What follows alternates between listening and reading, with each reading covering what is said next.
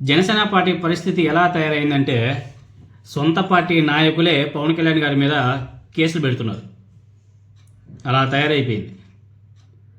ఇప్పటికే ఎలా ఉందంటే ఇంకొక 2 years తర్వాత పరిస్థితి ఏ విధంగా ఉంటుందో మనం ప్రత్యేకంగా ఆలోచన చేసుకోవాల్సిన అవసరం లేదు.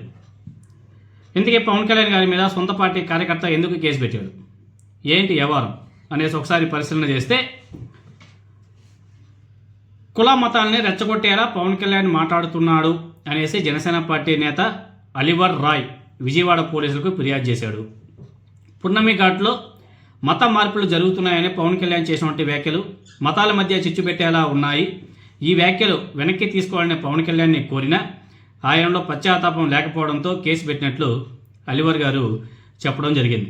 అంటే సొంత పార్టీ కార్యకర్త కేసు పెట్టడం ఏదైతే ఉందో అది నా భూతో నా భవిష్యత్ అనేసి జనసేన పార్టీ నాయకులు కూడా మాట్లాడుకుంటున్నారు. జనసేన పార్టీ కార్యకర్తలంతా కూడా నవ్వుకుంటున్నారు. ఇంకా వైసీపీ వాళ్ళు అయితే నా సామాన్యంగా బీభత్సంగా ట్రోల్ చేస్తున్నారు. వాళ్ళకి దొరకాలి అంతే, ఇంకా బీభత్సం, ఇంకా రచ్చ చేస్తున్నారు. ఇంకా సొంత పార్టీ కార్యకర్తలు సొంత పార్టీ అధినేత మీద కేసు పెట్టడం ఏదైతే ఉందో నిజంగానే నా భూతో నా భవిష్యత్తు. ఇది బీజేపీలో ఉండేది ఎక్కువగా, ఇప్పుడు జనసేన పార్టీకి బాగింది. ఇంకా ముందు ముందు పరిస్థితి ఎలా ఉంటుందో ఇంకా మీరు అందరూ కూడా ఆలోచన చేసుకోవచ్చు. ఎందుకంటే పవన్ కళ్యాణ్ గారు బాగున్నాడు ఇంతకుముందు. ఈ అధికారం చేపట్టినప్పటి నుంచి ఎప్పుడైతే బీజేపీతో జత కలిశాడో అప్పటి నుంచి ఈ కుల మతాల మీద ఎక్కువగా రాజకీయాలు చేస్తున్నాడు. వీటిని తగ్గించుకునే చాలా బాగుంటుంది పవన్ కళ్యాణ్ గారు. ఎందుకంటే సమాజంలో మతాల వాళ్ళు అన్ని కులాల వాళ్ళు ఉంటారు. కులాలని మతాలని రాజకీయాల్లో వాడుకోవడం ఎంతవరకు సమంజసం?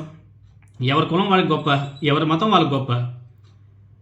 వాళ్ళ మతాల ప్రకారం పూజలు చేసుకుంటారు, వాళ్ళ పనులు వాళ్ళు చేసుకుంటూ పోతుంటారు. స్పెసిఫిక్గా ఒక మతాన్ని టార్గెట్ చేయడం లేకపోతే స్పెసిఫిక్గా ఈ మతం గొప్ప ఆ మతం గొప్ప అని చెప్పేసి చెప్పుకోవడం అది మంచిది కాదు సమాజానికి. పవన్ కళ్యాణ్ గారు ఈ మధ్యకాలంలో ఎక్కువగా వాడుతున్నాడు. మతాలు అదేవిధంగా కుల రాజకీయాలు మత రాజకీయాలు ఎక్కువగా బీభత్సం చేస్తున్నాడు. ఎస్పెషల్ చెప్పాలంటే ఆంధ్రప్రదేశ్లో గతంలో ఎప్పుడూ లేని విధంగా 2 తెలుగు రాష్ట్రాల్లో ఈ మధ్యకాలంలో కుల మత భేదాలు ఎక్కువైపోయాయి.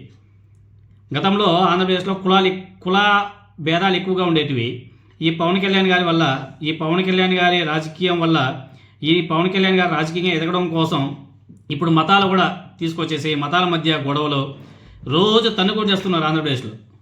ఇవి ఎంతవరకు సమంజసమో ఒకసారి ప్రజలందరూ కూడా ఆలోచన చేసుకోవాలి. అవును, ఎవరి మతం వాడు గొప్ప ఉండొచ్చు. కాబట్టి ఈ కుల ఈ మత వీటిని రాజకీయాల్లోకి లాగకుండా ఎవరి పని వాడు చేసుకుంటే చాలా బాగుంటుంది.